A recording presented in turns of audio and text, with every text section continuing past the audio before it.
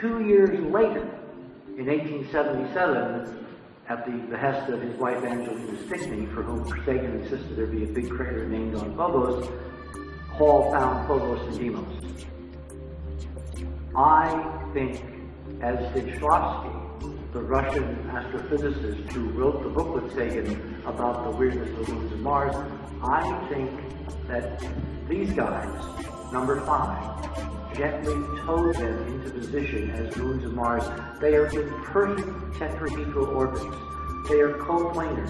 Phobos orbits every 7 hours, 39 minutes. Exquisitely tetrahedral numbers. Deimos is 3 times farther out, so it's all interlocked harmonic series. When the Russians got there in '89 with their first Phobos mission, they found that these moons are leaking atmospheres right now, which for little potatoes the size of, Berkeley, is impossible. You can't have something that ancient, i.e. the solar system, and still have it outgassing. However, if it was part of the huge cataclysmic war that Joseph and I have written about, and Tom Van Planter, and it was way out in the outer solar system, and then towed in near the sun, where it's warming up and all the frozen atmosphere and all the stuff inside is slowly outgassing, you would see trails of water vapor, which is what both of these things are spiraling around Mars, leaving behind them as cometary waves. The data has been published in Nature by the Russians. The Russians are in the catbird seat now in 2012. Their Phobos ground mission will get to Phobos, and they are loaded to measure all kinds of cool stuff, provided what they find they tell us, and there appears to be an interesting dichotomy between what the Russians are planning and what the guys controlling us are planning, and I see very interesting times up ahead to test this model. And then, of course, number 6 is we have genuine aliens, meaning they're not DNA related, and they're here as observers.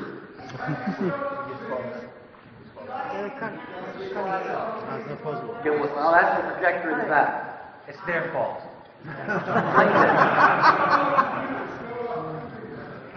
See, there you go. How is this related to crop circles again? Well, I just would like to, I think that's an incredibly creative and maybe correct theory. Who knows? It's very interesting. I'll leave it at that for now, and it's food for thought. Obviously, the crop circles are being done by either 5 or 6 to give us the clues to fight our way out of prison ourselves. It's very Gene Rodgers.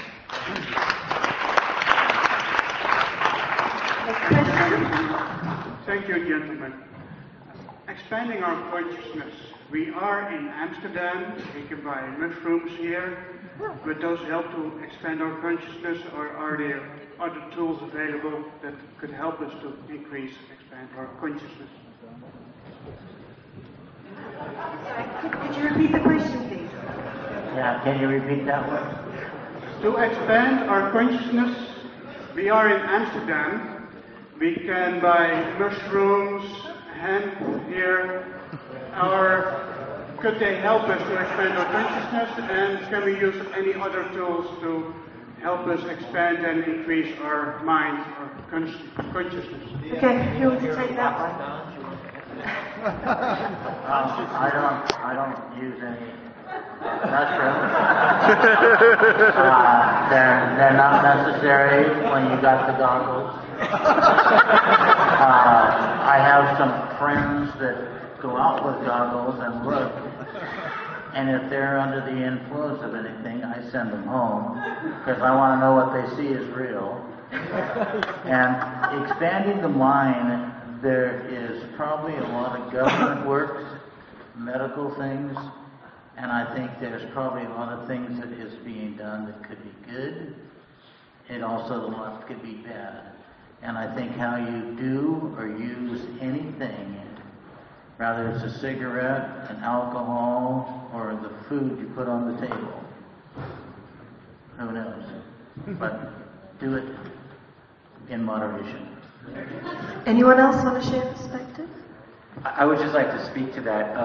I've been thinking, you know, when the day will come when all of this knowledge comes out about this topic, and I am not a member of this school of thought, but there are many people who believe that DMT or ayahuasca or other types of hallucinogenics do in fact allow them to perceive this reality. Okay, so I guarantee you one thing, which is that after the truth, or after the end of secrecy, it'll be like the 60s, only like in the modern age, in the sense that there will be people who will say, just like in the 60s, turn on, tune in, drop out, there's a new reality, go past the doors of perception, and you will see that reality. There are certainly people to this day, right now, who talk about these hallucinogenic drugs, and they believe that they're experiencing an actual reality. Whether that's true or not is something that people will debate about. And so it's not something that's just going to go away, it's going to remain. It'll be part of our culture, and it might be part of kind of a cultural schism in the future, who knows? I think there's just one thing I'd like to add to that. If you're in Amsterdam and you want to expand your consciousness and you've already done all the drugs, and you're still looking for a way to expand your consciousness, we have some books we'd like to sell you.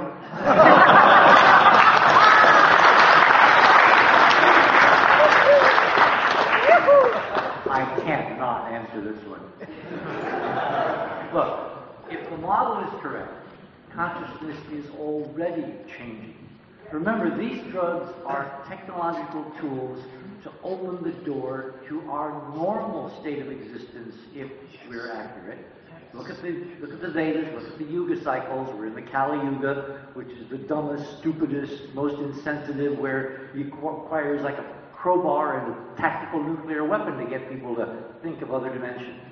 If we're really multi-dimensional species, having a 3D experience, virtual reality-wise right now, as the physics continues to change, it will be easier and easier to trigger within you this expanded perception of reality and multi-dimensions and who you really are and how many past lives you had, etc., etc., etc. And this goes hand in hand with some other predictions. For instance, there's a lot of fear, and it's used as a tool. It's the best tool money can buy.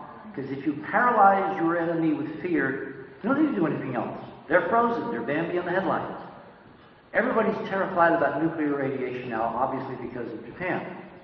But think about this. The physics in its quintessence is a balance between entropy, which is disorganization, and non-entropy, neg-entropy, which is organization. Think of superconductivity.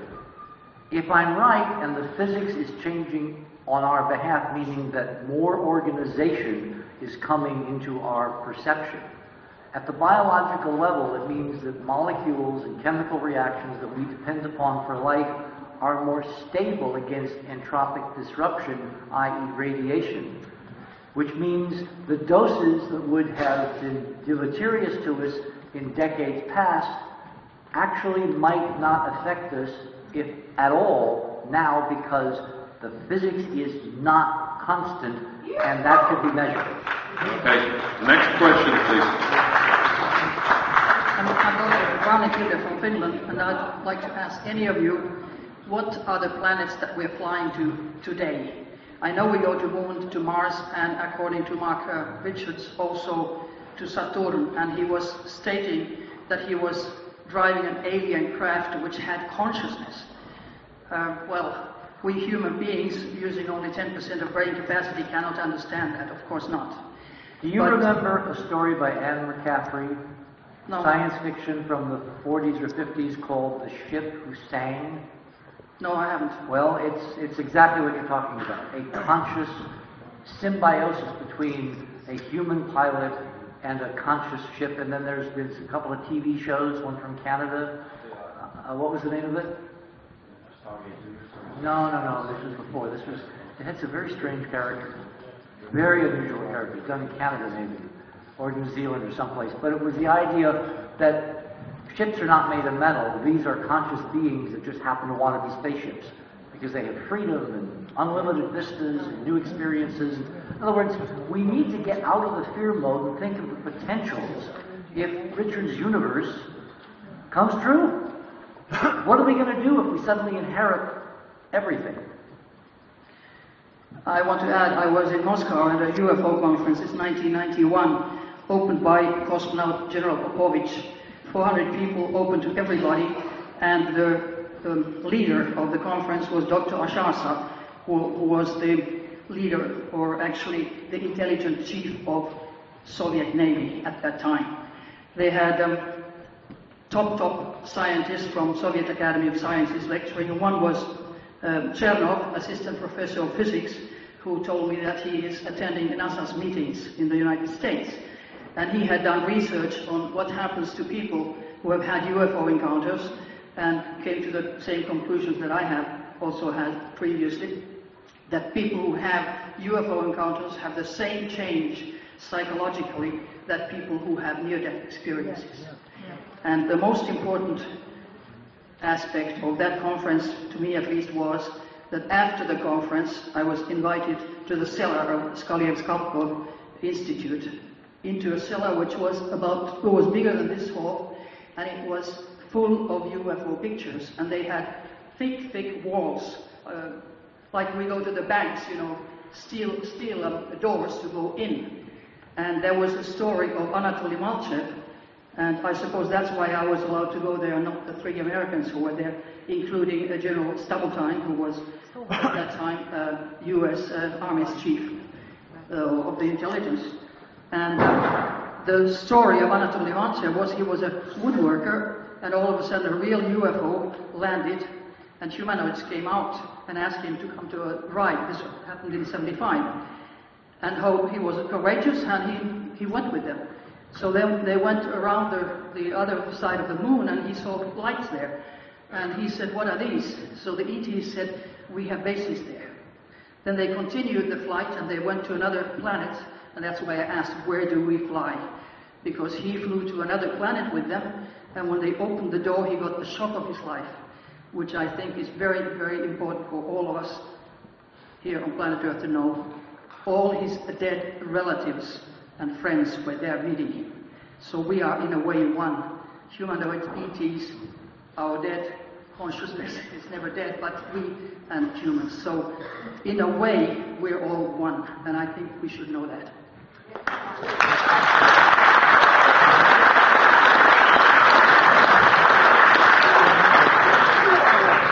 I think that was a very good question, but as far as to what planets we're flying to, I have seen battles go on with vision, goggles, and watched the rescue capsule pick up the Strode light capsule and watched craft pick them up and be escorted and picked up by 3 craft, and they headed directly out, and we watched them as long as we could with as much power as we could, and they headed straight for the moon.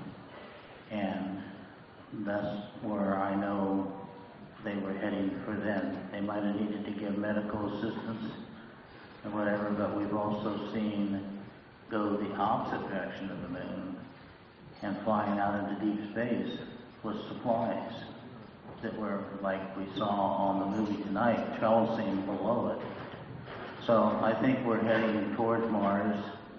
I think we're going into the moon, and who knows where else, but we're going a lot of places that we're not being told about.